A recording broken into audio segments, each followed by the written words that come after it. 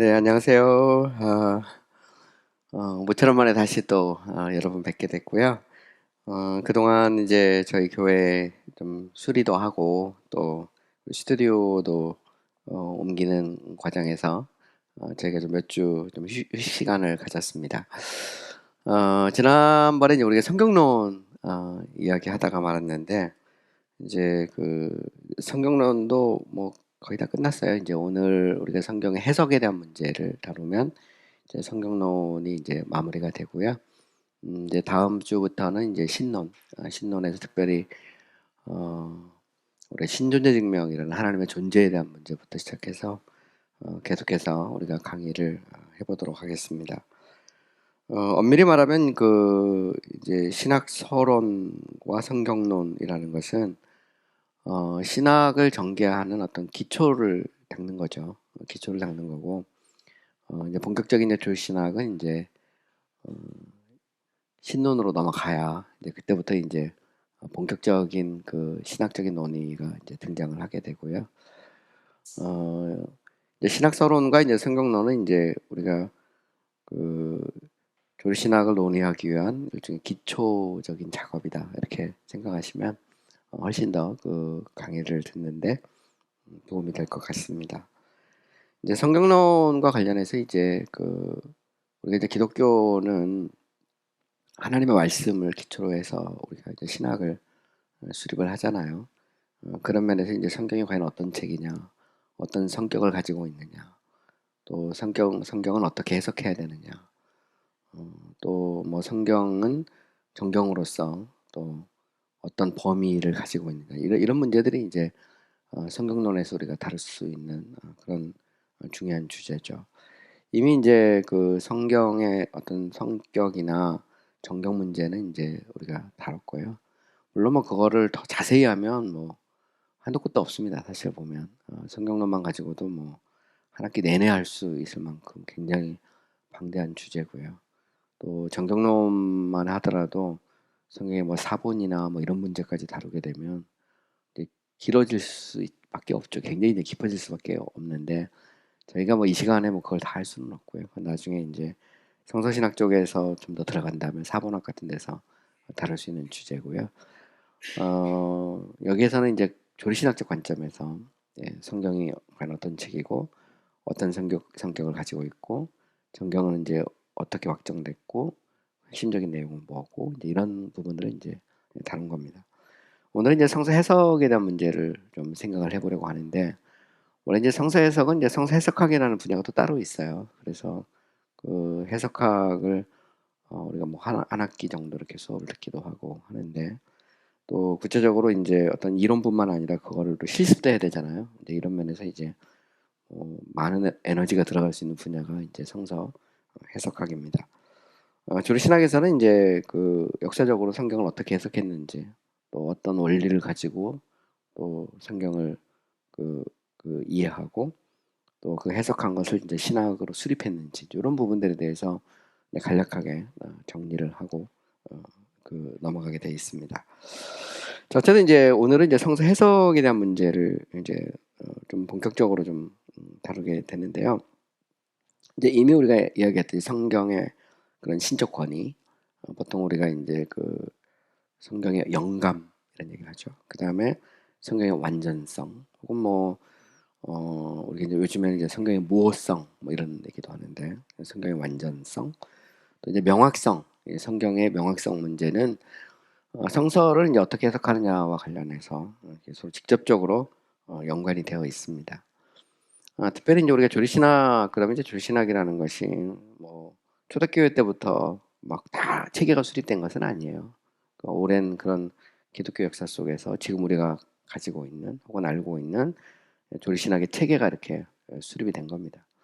그 중에서 이제 오늘 같은 형태가 이제 정리가 된 것은 13, 14세기 특별히 토마스 아퀴나스 이래로 이제 오늘 우리가 알고 있는 기본적인 조신학 체계가 수립이 되거든요. 이런 면에서 보면 이제 토마스 아퀴나스는 이제 로마 카톨릭 신학의 대부면서도 또 동시에 또 개신교 신학의 기초를 놓은 대부라고도 볼 수도 있어요. 왜냐면 뭐 결국 그 아퀴나스의 그 신학 그 체계가 개신교 신학을 수립하는데 좀 기초를 두거든요. 그리고 사실 이제 아퀴나스의 신학 대전은 개신교 신학에서도 텍스트북이에요. 계속해서 개신교 신학자들이 직접적으로 이제 책을 쓰기 전까지는 아퀴나스의 신학 대전이 이제 기본적으로 사용되고, 또 그것이 이제 개신교 신학자들이 쓴 글들과 같이 사용이 된 겁니다. 이런 면에서 보면 이제 당연히 우리는 그 아퀴나스 이후 혹은 아니면 이전에 그런 교부들의 그런 글들,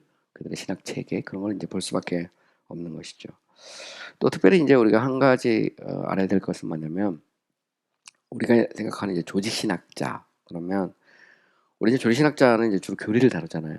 그리고 이제 조직 신학이 성서 신학과 별로 관계가 없는 것처럼 생각하는 경우도 많아요. 그래서 어떤 분들은 뭐 조직 신학을 조작 신학 이렇게 말하기도 하는데, 사실 보면 그 조직 신학이 없는 성서 신학, 또 성서 신학이 없는 조직 신학은 생각할 수 없죠. 사실 뭐 아퀴나스 같은 경우도 주석가거든요. 수많은 주석을 했습니다. 그리고 중세의 그런 신학자들은 다 주석가들이에요. 성경을 주석하고 그거를 신학의 체계로 수립하는 건데, 원래 이제 중세 대학의 교육 방식 자체가 처음에는 성경을 계속 공부하고 나중에 이제 그걸 종합하면서 조신학으로 그걸 만들어 가거든요. 이런 면에서 성서신학과 조신학은 떨어져 있는 것이 아닙니다. 이런 면에서 보면 성경을 해석하고 그 해석한 것을 신학화하는 그런 작업. 그래서 우리가 성경을 이제 사크라파기나 거룩한 책, 거룩한 페이지라고 말하면, 이거를 이제 해석을 하잖아요. 인터프리테이션을 해서 그 다음에 그 결과가 사크라 독트리나 혹은 아니면 사크라 테올로기아, 거룩한 교리 아니면 거룩한 신학으로 발전하게 되는 것이죠. 이런 면에서 보면 이제 텍스트가 있고 신학이 있고, 텍스트와 신학 사이의 해석이라고 하는 문제가 가운데 이렇게 들어 있는 것입니다. 근데 이제 성경을 해석할 때 이제 가장 중세 시대에 이제 영향을 미쳤던 대표적인 인물, 그건 이제 토마스 아퀴나스죠. 토마스 아퀴나스의 신학대전에 보면 소위 이제 꽈드리가라고 하는 게 나와요. 나중에 조금 더 자세히 제가 성경의 다양한 의미를 이야기할 때 좀 이야기를 할 텐데, 그 아퀴나스는 이제 성경은 이 문자적인 의미와 영적인 의미가 있다고 생각했고, 영적인 의미는 다시 크게 세 가지로 구분된다. 그래서 총 네 가지 의미가 있다고 생각했어요. 그래서 꽈드리가라는 말이 이제 라틴어로 말하면 이 네 가지란 말입니다. 영어로 fourfold란 말인데, 네 가지 의미가 있다 말이에요. 성경에는 네 가지 의미가 있다. 이게 이제 아퀴나스가 생각한 소위 말하는 이제 꽈드리가고, 그다음에 이제 그 꽈드리가 전에도 보면 이제 초대교회를 계속해서 교리라는 게 있잖아요. 뭐 어거스틴의 책에도 나오는 것처럼 삼위일체라든가 그리스도의 신인성이라든가 뭐 믿음으로 알면 구원이라든가 기독적인 핵심적 교리들이 있단 말이죠. 그거를 이제 신조 같은 걸 통해서 표현하기도 하고, 그래서 뭐 사도신경이든 혹은 아다나시우스 신경이든 뭐 니케아 신경이든 이런 이제 신경들이 있죠. 그러니까 결국은 그 기존의 교회가 계속해서 받아들이던 정통적인 신조 아니면 교리들의 총합, 그리고 성경을 해석하는 가장 기본적인 방법인 아퀴나스가 수립한 꽈드리가, 이런 것들이 결합되면서 이제 중세 해석학이 수립이 되고, 그리고 이것을 기초로 해서 이제 소위 말하는 이제 신학이 이렇게 발전하게 된 것이죠. 이 과정에서 이제 우리는 소위 말하는 스콜라주의하고 이제 아리스토텔레스주의, 이것도 이제 함께 생각할 수밖에 없어요. 보통 우리가 이제 중세 그러면 스콜라주의 이렇게 말하잖아요. 스콜라주의. 근데 스콜라라는 말은 원래 스쿨이란 말입니다. 스쿨, 학교라는 의미예요. 그래서 그 신학의 체계화시킨 것이 프랑스 파리 대학을 비롯해서 대학에서 체계를 된 거거든요. 그래서 스콜라라는 말은 학교에서 쓰는 방법이다라는 그런 의미입니다. 그리고 철학에서는 이제 아리스토텔레스의 철학이 기본으로 깔려 들어간 것이죠. 근데 우리 이제 자꾸 이렇게 잘못 생각하면 종교개혁자들이 스콜라의 어떤 그런 스콜라적인 방법이나 아리스토텔레스의 철학 자체를 다 거부한 것처럼 이렇게 그 생각이 쉬워요. 근데 그거는 사실은 역사에 대한 제대로 된 이해는 아니고요. 종교개혁 이후뿐만 아니라 후기 종교개혁, 개신교 시대에도 제가 전에도 좀 이야기했던 것처럼 17세기 말에 18세기 초 이성의 시대가 열리기 전까지 유럽의 사회, 유럽의 대학은 중세 대학입니다. 여전히 스콜라적인 방법을 쓰고 있고요. 그리고 아리스토텔레스 철학이 그들의 어떤 철학적 사유 혹은 아니면 인간의 사유의 기초를 형성하고 있어요. 이런 면에서 보면 종교개혁자들이나 후기 종교개혁 개신교 신학자들이 스콜라적 방법이나 아리스토텔레스의 철학을 사용하는 것은 뭐 지극히 자연스러운 거예요. 그건 뭐 갑자기 막 없는 것을 만들어내는 것도 아니고 그 세계관 속에서 그들이 자라고 교육받고 훈련받고 그러면서도 그들이 이제 그 종교학으로 넘어가면 이제 르네상스가 맞물려서 그래서 이제 아드폰테스라는 게 있잖아요. 아드폰테스 원천으로 돌아가라. 그러니까 아드폰테스라는 것은 결국에 이제 그 철학적으로 보면 이제 그리스 로마 철학으로 가는 거고 특별히 이제 아리스토텔레스의 원전 같은 것들을 막 읽기 시작했거든요. 이 아리스토텔레스 원전이라는 것도 원래 이제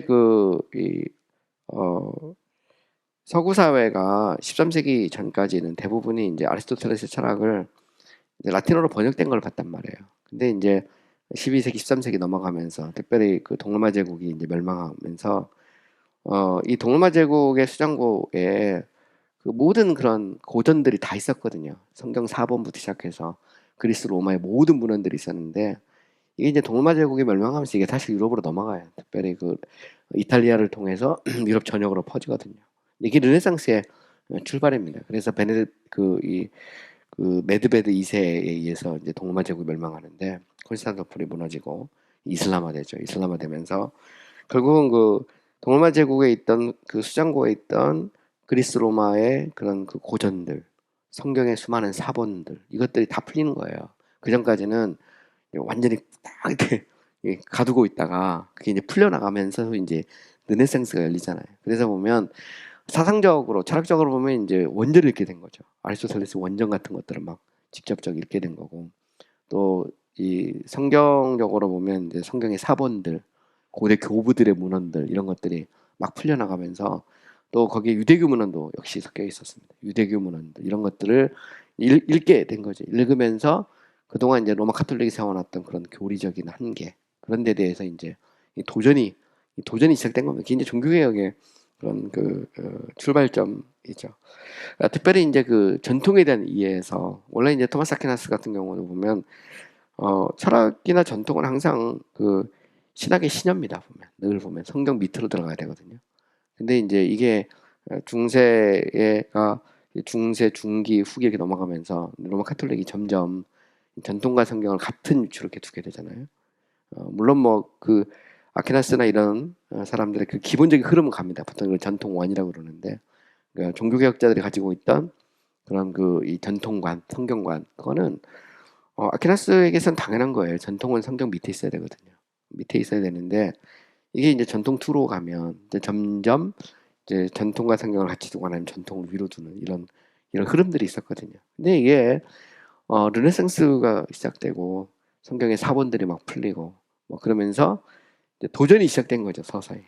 그러면서 과연 전통적으로 이렇게 받아들였던 그 교리가 맞느냐. 그러면서 이제 종교개혁의 이제 그 문들이 이렇게 열리게 되죠. 열리게 되면서 결국 이제 사크라 파게나에서 사크라 테올로기아로 넘어가는 이 과정에 거대한 변화가 일어날 수밖에 없는 것이죠. 그러니까 결국은 사크라 파게나에서 사크라 독트린하고 테올로기아가 가는 건데, 그러니까 거룩한 책 성경에서 거룩한 신학으로 가는 거잖아요. 넘어가는데 이 사이에 르네상스라는 거대한 소용돌이가 일어난 겁니다. 그 전에 보지 못했던 성경의 사본들을 막 보기 시작한 거죠.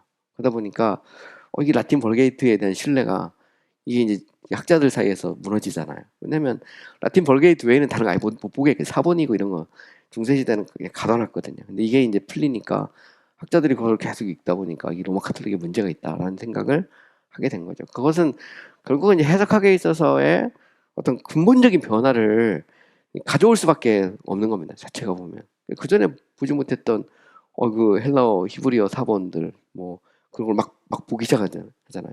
그리고 이제 아리스토텔레스도 라틴어만 보다가 이제 직접 그리스 말로 막 읽어대고 교부들의 문헌도 마찬가지거든요.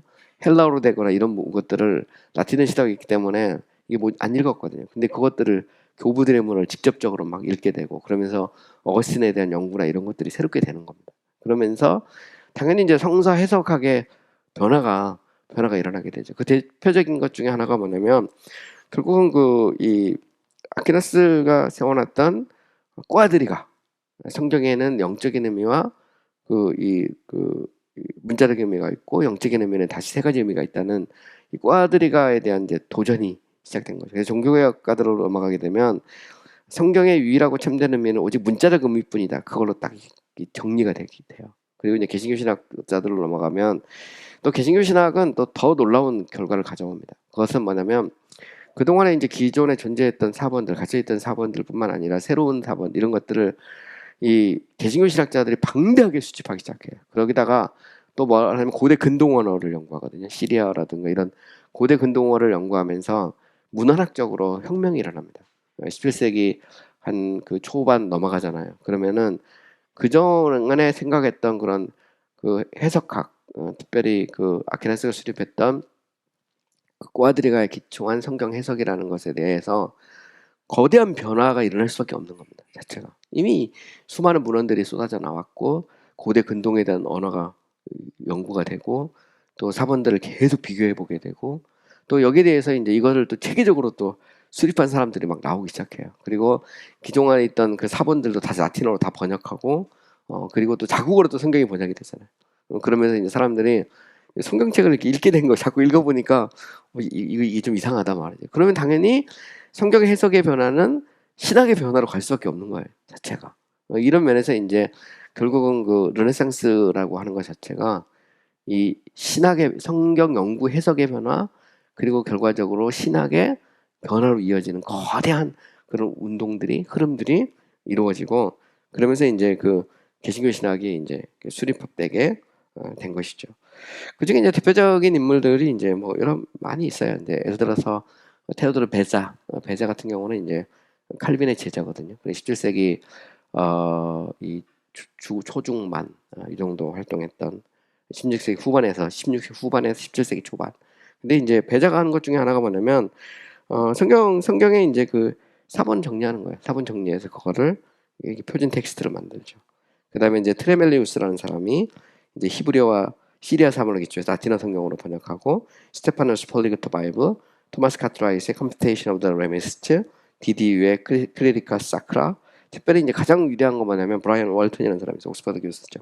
그 런던 폴리글롯 바이블이라고 하는 아주 그 대작을 만듭니다. 이건 뭐냐면 그동안에 존재했던 모든 사본을 다 정리하고 라틴어로 번역하고 근데 결국 이게 이제 이걸 기초로 해서 표준 텍스트를 만들게 된 거예요. 그러니까 우리가 알고 있는 현재 신학교에서 배우는 그 우리가 BHS나 아니면 뭐 이제 그 우리가 그 헬라어 사본, 헬라어 그 원어 성경, 뭐 네덜란드 사판 뭐 이런 것들이 사실 언제 다 정리가 되냐면 이게 17세기 다 정리가 돼요. 16세기 후반에 17세기 넘어가면 방대한 사본들을 다 그때 정리합니다. 그래서 그 고대 근동어라든가 유대교 문헌이라든가 그래서 당시 이제 이 개신교를 수립하는 과정이 이게 간단한 그런 과정이 아니에요. 근데 그 이유는 뭐냐면 이제 개신교가 이제 마틴 루터가 종교개혁을 일으키면서 이제 분리가 됐잖아요. 분리가 되고 나서 개신교 유럽의 대학이 개신교 대학이 돼요. 그리고 나서 그 유럽의 대학이 했던 것이 뭐냐면 개신교 신학을 수립합니다. 개신교 수립하는 하는 과정 속에서 그들이 했던 몇 가지 중요한 작업이 있어요. 그 중에 하나가 성경을 주석합니다. 주석할 때 헬라어나 히브리 원전, 그 다음에 고대 근동어의 사본들을 같이 비교하면서 표준 텍스트를 만들고 표준 텍스트에 따라서 수많은 사람들이 성경을 주석하죠. 그리고 그 주석을 기초로 해서 신학 체계를 개신교의 신학 체계를 수립합니다. 이때 이제 사용했던 방법은 뭐 기본적으로 스콜라스틱 방법이 그대로 들어가죠. 그 텍스트가 이제 그 토마스 아퀴나스의 신학대전 같은 거고 그걸 기초로 해서 개신교 신학을 수립합니다. 여기서 또 한 가지 알아야 될 게 뭐냐면 이제 종교개혁자들하고 후기 종교개혁, 개신교 신학자들은 약간의 좀 차이가 있어요. 종교개혁자들은 아퀴나스와 같은 그런 방대한 조신학 체계를 수립한 사람들은 아닙니다. 대표적인 인물이 칼빈 같은 경우인데 칼빈은 개신교 신학을 수립했지만 그럼에도 불구하고 아퀴나스의 그런 신학 대전 같은 책을 쓰지는 않았어요. 기독교 강요라는 것은 당시 칼빈이 생각하는 입장에서 개신교 신학을 수립한 거지 모범 자체가 아퀴나스의 그런 그 신학 대전은 아니고 그거는 이제 주로 후기 그러니까 개신교가 종교개혁에 성공하고 개신교가 수립된 다음에 개신교 신학자들이 했던 그런 작업이에요. 그래서 그 뒤로 보면 이제 수많은 졸신학 책들이 만들어지는데 그때 보면 이제 아퀴나스의 신학 대전을 기초로 해서 이제 개신교의 교리신학 책들이 수립이 된 거죠. 그거는 여러분들이 좀 구분하면 이 성경을 이해하는데 도움이 되겠습니다. 자, 어쨌든 보면 이제 제가 그 성경 해석과 관련해서 이야기하고 싶은 것은 뭐냐면 결국 이제 중세에서 종교개혁에서 후기 종교개혁, 개신교 신학으로 넘어가는 과정 속에서 일종의 그 성서 연구에 이제 혁명이 일어난 거예요. 혁명이 일어나고 그리고 나면 이제 그에 따라서 성경을 이제 다시 해석하는 거잖아요. 그러니까 그전에는 라틴 벌게이트만 왔다가 이제는 헬라어 원문이나 히브리어 원문 이런 것들을 같이 비교하고 거기에 이제 좀 부족한 사람들도 텍스트가 만들어져 있고 또 거기에 따라서 번역본도 만들고 자국어 성경도 있기 때문에 이제는 이제 과거와 비교할 수 없을 정도의 그런 그 어떤 문화학적인 어떤 혁명이 일어난 거죠. 이런 면에서 이제 수많은 이제 성경과 관련된 자료들이 쏟아져 나왔고 이제 중요한 것은 뭐냐면 그러면 어떻게 성경을 해석하느냐 이게 이제 되게 중요하죠. 이런 면에서 종교개혁자들과 개신교 신학자들은 성경에 대한 올바른 해석, 그죠? 제일 중요한 것은 도대체 성경이 무엇이라고 말하고 있느냐 그거를 이렇게 드러내는 것이 해석이잖아요. 이런 면에서 이제 성경에 대한 이제 올바른 해석을 중요시 여겼다는 겁니다. 그 중에 이제 한 인물이 누구냐면 쭈빙리의 그 후계자죠. 그 하이니 블링거. 하이니 블링거의 이제 데케이즈라는 책이 있어요. 근데 우리는 그 영국 같은 경우는 많은 사람들이 생각할 때 칼빈의 영향을 많이 생각하지만 사실은 역사적으로 보면 칼빈의 기독교 강요보다는 하이니 블링거의 데케이즈가 영국에서는 훨씬 더 보편적으로 쓰였어요. 그렇기 때문에 영국 신학에 있어서는 그 하이니 블링거의 데케이즈 굉장히 중요한 그런 책이에요. 어쨌든 보면 이제 하이니 블링거의 데케이즈에 보면 성서 해석에 대한 몇 가지 그런 원리들을 이렇게 정리하고 있습니다. 그는 이렇게 말하죠. 우리가 말씀을 선포하거나 들을 때 우리는 선포하는 자나 듣는 자가 유익을 얻기를 바란다. 그렇다면 성경이 올바로 해석이 되어야 된다. 이렇게 주장했습니다. 그래서 사도들과 선지자들은 낯설고 어렵게 말하지 않고 보통 사람도 이해할 수 있는 언어로 말을 했다. 그러므로 성경의 어려운 내용들은 연구와 부지런함과 믿음과 숙련된 해석가들의 손길을 통해서 쉽게 이해될 수 있다. 이렇게 말을 했습니다. 이거는 되게 이제 중요한 의미를 갖고 있죠. 여러분 사실 종교개혁가들이나 개신교 신학자들은 소위 말하는 성경의 명확성을 주장했어요. 성경은 누구나 읽으면 그 의미를 알 수 있을 만큼 명확하다는 겁니다. 특별히 꼭 전통에 도움이 없다 하더라도 교회에 도움이 없어도 누구나 읽으면 알 수 있다는 거예요. 그러나 그럼에도 불구하고 우리가 성경을 바로 이해하기 위해서는 해석이 중요하고 또 교회의 도움도 필요하고 전통의 도움도 필요하죠. 전통 자체를 무시한 건 아닙니다. 성경의 절대적 권위를 인정하면서도 또 성경을 꾸준히 해석해 왔으니까 거기에 기초해서 성경을 바로 해석하는 것이 중요하다는 겁니다. 그걸 이제 이야기하고 있는 거죠. 그러면서도 또 성경을 올바로 이해하고 전달하는 데는 원어에 대한 지식이 이제 필수적이다. 이렇게 하이니에 블링거는 얘기를 했습니다.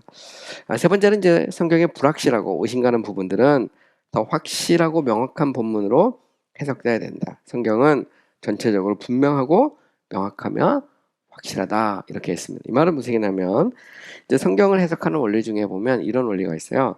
성경의 불분명한 부분들은 성경의 명확한 내용을 가지고 해석이 돼야 된다는 겁니다. 이 말은 성경을 우리가 해석할 때 우리가 명확하게 알 수 있는 내용들이 많아요. 근데 성경에서 보면 참 이게 의미가 좀 해석하기 어려운 부분들이 있습니다. 그런데 성경을 해석할 때 성경에 우리가 뭔지도 이렇게 좀 어려운 부분을 가지고 성경의 명확한 부분을 왜곡하거나 뒤집으면 안 된다는 겁니다. 오히려 반대로 성경의 명확한 부분을 가지고 성경에 좀 어렵고 그런 부분들을 해석을 해야 된다는 것이죠. 가령 뭐 예를 들면 히브리서 같은 데 보면 우리가 그 이제 구원의 확신 부분 성도의 견인과 관련해서 이야기할 때 이제 구원을 잃어버릴 수 있다. 그런 부분들이 이제 해석상의 차이가 있잖아요. 보면 그럴 때 우리가 이걸 어떻게 해석해야 되느냐?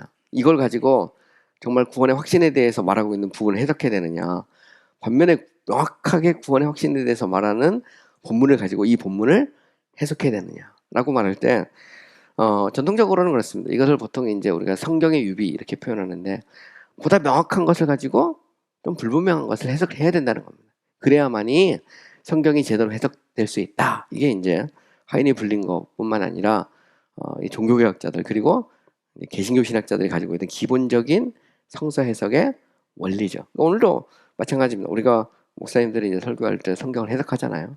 결국 그 설교라는 것은 저는 그렇게 생각합니다. 설교가 뭐냐 이렇게 물어보면 설교는 성경을 해석하는 거예요. 그리고 그것을 적용하는 것이죠. 이런 면에서 해석이 없는 설교는 사실 없습니다. 우리는 성경을 가지고 그것을 해석하죠. 보통 우리가 이제 강해 설교 이렇게 말하면 강해가 뭐냐 이제 expository preaching 할 때 exposition의 원래 의미는 explanation이라는 의미예요. 설명이라는 의미입니다. 해석이에요. 그 성경을 이게 성경의 본문 속에서 역사적으로 혹은 아니면 어떤 정황적으로 솔직히 무슨 말이냐 성도들에게 이게 무슨 뜻인가를 해석하는 거죠. 가르쳐 주는 겁니다. 그게 이제 엄밀히 말하면 이제 설교의 일차적인 목표죠. 그러니까 설교는 결국은 하나님의 말씀을 깨닫게 하는 겁니다. 그래서 그 말씀을 통해서 성도들이 그 말씀을 이해하고 하나님을 향한 믿음을 갖게 하는 것이죠. 그래서 칼빈도 기독교 강요를 쓸 때 강요의 목적을 이렇게 말했거든요. 하나님의 말씀을 공급해서 성도들로 하여금 하나님을 향한 믿음을 불러일으키는 것이다. 이게 이제 칼빈이 기독교 강요를 쓴 목적이거든요. 결국 우리의 목적은 뭐냐면 믿음을 불러일으키는 겁니다. 그럼 어떻게 믿음을 불러일으키느냐? 그것은 도대체 이 말씀이 무슨 뜻이냐? 뭘 말하고 있느냐? 그거를 전달하는 것이죠. 거기에는 반드시 해석이 있을 수밖에 없고 그거를 이제 우리는 보통 강해 이렇게 말하는 것이죠. 경우에 따라서 이렇게 말합니다. 보면 예를 들어 이동원 식강의 설교는 강해는 적용이다 이렇게 말하지만 전통적인 설교에 있어서는 강해는 적용이 아니에요. 그건 하나님께 맡기는 거고 이 전통적인 의미에서의 강해는 말씀을 해설하는 겁니다. 설명하는 거예요. explanation이 먼저예요. 그 다음에 할 수도 있고 안 할 수도 있어요. 이라는 건 성령께서 할 수도 있고 안 할 수도 있는 게 이제 전통적인 의미에서의 강해인데 가령 예를 들어서 존 메가더의 강해 설교 혹시 읽어보셨는지 모르겠는데 메가더는 그런 얘기를 하거든요. 강해는 뭐냐? 강해는 explanation이다 이렇게 말해요. 메가더는. 그래서 그는 그 설교를 이렇게 들어보면 도대체 본문이 뭘 말하고 있느냐를 계속 얘기하거든요. 이 의미가 뭐냐라고 하는 것을 이야기합니다. 그래서 어플리케이션보다는 어디에 방점을 두냐면 explanation에 방점을 두죠. 물론 뭐 거기에 대해서 익숙하지 않은 사람도 있고 익숙한 사람도 있고 뭐 찬성도 있고 반대도 있을 수 있는데 어쨌든 보면 효용성보다는 본문의 의미가 뭐냐 여기에 초점을 맞추죠. 그러면서 항상 그 메가더는 그런 얘기를 해요. 성경보다 더 감동적이고 성경보다 더 명확하고 성경보다 더 그 이 참 사람을 변화시킬 수 있는 게 없다. 그러니까 말씀을 제대로 가르치는 것이 결국 그 하나님의 어떤 역사를 경험하는 최선의 방법이다 이렇게 주장을 하죠. 어쨌든 보면 그이 하이니 블링거에게 있어서도 마찬가지입니다. 성경을 해석할 때 성경의 애매한 본문을 가지고 성경의 본문을 거기서 자꾸 이렇게 꿰맞춰서 해석하려고 하지 말고 명확한 본문을 가지고 애매한 본문을 해석해야 되죠. 사실 이단들의 특징이 뭐냐면 그 성경 어디 이상한 데 가지고 그거 가지고 이렇게 굴비역듯이 엮어가지고 이게 뭔 말인지 이렇게 헷갈리잖아요. 보면 나중에 가면 결국 재림예수 된단 말이죠. 보면 그래서 요한계시록에 나와 있는 이상한 거 하나 이렇게 갖다가 보면 이걸 거기다 계속 껴맞춰가지고 나중에 보면 희한한 그런 결과가 나오는 것이죠. 그래서 이게 이제 전통적인 성경 해석 방법은 아닙니다. 종교개혁자들이나 개신교 신학자들은 항상 성경을 해석할 때는 성경의 명확한 본문을 가지고 성경의 애매한 본문을 해석해야 된다 이렇게 주장을 한 겁니다. 또 네 번째는 성경은 모세가 율법을 이스라엘 백성에게 설명하고 에스라가 포로기 이후에 또 설명하고 예수님이 회당에서 하셨고 사도들이 행했던 것처럼 강해와 해석이 되는 말이에요. 엑스파지션은 인터프리테이션이 돼야 된다 이 말이죠. 그래서 결국은 이게 도대체 무슨 말인지를 성도들에게 꾸준히 가르쳐줘야 된다. 이게 이제 굉장히 중요하죠. 예수님께서도 말씀의 의미를 가르쳐주잖아요. 도대체 이게 무슨 뜻이냐, 이게 무슨 말이냐라고 하는 것을 가르쳐주는 것은 우리가 해석이다 이렇게 말할 수 있다는 것이죠. 다섯 번째는 성경은 그 의미가 이상한 해석으로 부패되지 않도록 올바른 방법으로 해석이 되어야 된다. 교회 교사들은 성경의 의미가 왜곡되지 않도록 청중들에게 신실하면서도 분명하게 명확하게 가르쳐야 된다는 거. 이건 되게 중요한 말인 것 같아요.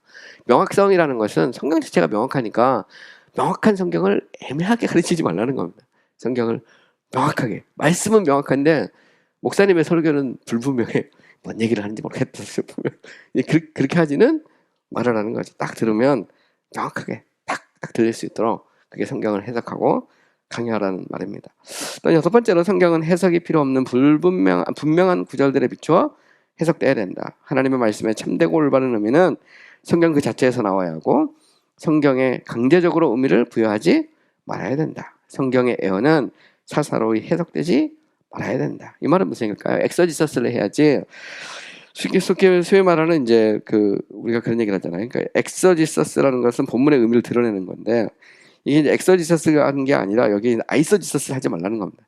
우리의 생각을 집어넣어가지고 비틀고 이렇게 하지 말라는 그런 의미죠. 그래서 도대체 성경이 뭐라고 말하고 있는지 그거를 드러내는 해석을 해라 이렇게 말하는 겁니다. 그래서 성경의 분명한 구절들에 비추어서 성경이 뭐라고 말하고 있는지를 이야기해야지 거기다가 인간의 상상과 생각을 집어넣어서 뒤틀지 말아야 된다. 제가 한번 제가 아는 목사님이 이렇게 설교를 하는 걸 들은 적이 있는데 그분은 되게 정치에 관심이 많으세요. 되게 정치에 관심 많고 태극기 중에 한 분이신데 그래서 뭐 광화문도 자주 나가시고 근데 한번 설교를 이렇게 들을 기회가 있었는데 그분은 우측은 그러니까 이 오른쪽은 그거는 이제 저 보수고 왼쪽은 다 진보예요. 성경을 해석할 때.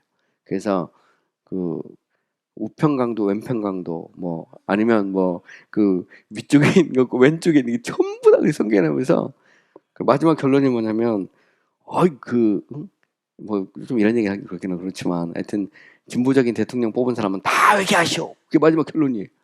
예. 다 회개하시오. 그래서 그분은 성경을 완전 정치적으로 다 해석을 해. 이게 좌는 다 빨갱이고 우는 다 좋은 거야. 그래서 성경의 좌우를 하여튼 모든 걸 현대 정치에 맞춰서 다 해석을 깜짝 놀랐어요. 예.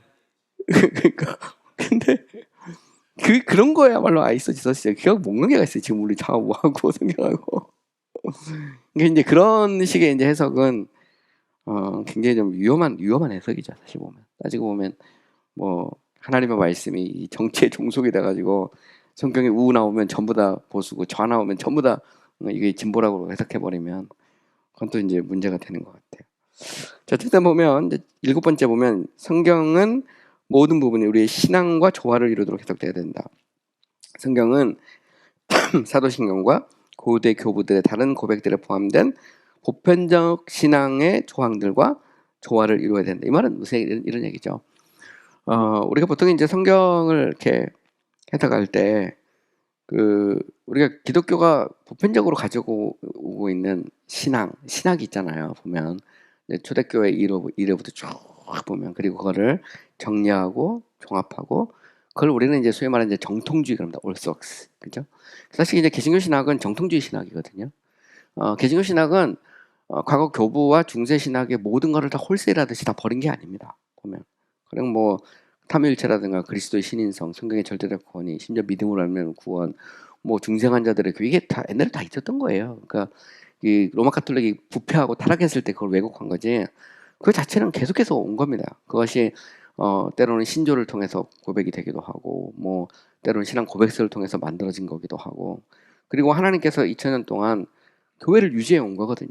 그리고 성경 해석이라고 하는 것이 제가 생각할 때 우리만 하는 게 아닙니다. 기독교 2000년 역사 속에서 수많은 신앙의 선배들이 성경을 해석해 왔고, 그리고 성경이 여기서 이 말하고 저기서 저 말하고 이 사람이 해석하면 이렇게 해석이 되고 저 사람이 해석하면 저렇게 해석되는 게 아니거든요. 일관된 메시지를 가지고 있습니다. 가령 예를 들어서 여러분이 크리스토스톰의 설교 로마 설교를 읽어보면 지금 우리가 읽어도 그대로 은혜가 됩니다. 그대로. 물론 약간 그 시대 배경 한 3세기 4세기경에 난 그 시대적 배경에서 우리가 좀 안 받아들일 수 있는 것도 있어요. 그러나 교리적이고 신학적인 부분에 있어서는 거의 차이가 없죠. 가령 뭐 예를 들어서 칼빈이 쓴 우리가 로마서 강해나 마틴 루터가 쓴 로마서 강해나 아니면 뭐 스펄전 목사님이 한 그런 이 로마서 설교나 뭐 심지어는 웨슬리가 한 로마서 설교나 보면 기본적인 핵심에 있어서는 차이가 없어요. 핵심적 교리에 있어서. 그건 왜 그러냐면 성경이 보편적 진리, 누구나 읽으면 알 수 있는 진리를 명확하게 선포하고 있다는 겁니다. 물론 그것을 정리하고 종합하는 과정 속에서는 때로는 정교한 노력도 필요하고 뭐 경건도 필요하고 여러 가지 학문적 훈련도 필요하지만 그럼에도 불구하고 성경은 누구나 읽으면 알 수 있을 만큼의 보편적인 진리를 포함하고 있다는 것이죠. 이런 면에서 보면 성경을 해석할 때 우리의 보편적 신앙 이것을 무시하면 안 된다는 거죠. 교회가 오랫동안 인정해오고 가르쳐왔던 진리와 이게 조화를 이루어야 되는 겁니다. 그래서 저는 항상 그 생각을 하는데 헤아려 새 것이 없어요. 보면 우리가 옛날 스펄전 목사님의 설교를 읽을 때도 감동을 받는 거고 그리고 그 정황이나 이런 게 이제 안 맞는 것들은 우리가 조금씩 바꾸죠. 가령 예를 들어서 스펄전 목사님 설교 중에 보면 그런 게 있어요. 그 이제 영국 사람들 인도를 점령했잖아요. 인도를 점령해 인도에도 폭동이 일어났어요. 그래서 인도의 관원들이 막 죽고 막 그런 일이 있었거든요. 거기에 보면 그때 이제 보면 스펄전 목사님이 그런 설교를 합니다. 하나님이 허락하셔서 인도를 우리에게 준 것이고 인도가 우리나라의 속국이 됐는데 여기서 폭동이 일어나고 이런 거에 대해서 보면 참 이게 너무 안타까운 일이다. 그러면서 거기서 뭐 회개도 촉구하고 뭐 그런 설교가 나와요. 근데 이제 우리들의 입장에서는 안 받아들이죠. 제국주의가 가려 들어 있으니까. 말도 안 되는 얘기잖아, 우리가 보면. 인도 사람들이 보면 말도 안 돼. 그거는 이제 그 시대의 정황 속에서 해석이거든요. 교리적인 문제는 아니죠. 교리적인 문제는 아니고 세상을 보는 이제 눈에 대한 이야기고 또 뭐 노예제도 문제 같은 것도 그렇지 않습니까? 예를 들어서 뭐 아브라함 보스 같은 경우는 침례교 18세기 이 설교가죠. 런던의 설교가 했던 아브라함 보스는 노예제도 반대론자거든요. 그래서 거기에 대해서 그 아브라함 보스가 이제 스티프니 칼리지라고 대학을 세우고 이게 이제 현재 옥스퍼드 대학의 침례교 대학인 오크힐 칼리지입니까? 거기 침례교 대학이 옥스퍼드 안에 있는 침례교 신학교를 아브라함 보스가 세운 거거든요. 근데 이제 아브라함 보스가 했던 것 중에 하나가 윌리엄 윌버포스처럼 노예제도 반대했거든요. 런던에서 그러면서 노예제도를 반대하는 설교를 계속했다고요. 근데 반대로 또 노예제도를 찬송하는 사람도 말 되게 많았거든요. 당시 보면 뭐 여러분도 아시다시피 서던 베프티스트 같은 경우는 뭐 다 노예제도 찬성하고 뭐 난리가 났으니까. 그러니까 어쨌든 우리가 그런 것들을 받아들일 수는 없단 말이죠. 그러나 그럼에도 불구하고 삼위일체, 그리스도의 신인성, 성경에 대한 절대적 권위, 믿음을 의미하는 구원, 성령으로 의미하는 성화 뭐 이런 것들은 우리가 누구나 다 인정하고 받아들여야 되죠. 오직 예수 그리스도를 믿음을 의미하는 구원 이런 것들은 교회가 받아들여져야 되는 우리가 통용되는 거잖아요. 그런데 이단들의 특징은 뭐냐면 그걸 다 그냥 홀세일로 바꿉니다. 이제 우리가 11세기에 보면 종교개혁이 이제 일어나고 그런 예를 들어서 이제 이 제세례파 운동이라잖아요. 아나베프티스트 제세례파 운동이나 영국의 퀘이커 운동 이런 것들의 특징 중에 하나는 뭐냐면 오직 성경을 주장하지만 결국 이제 전통적 교리를 버렸거든요.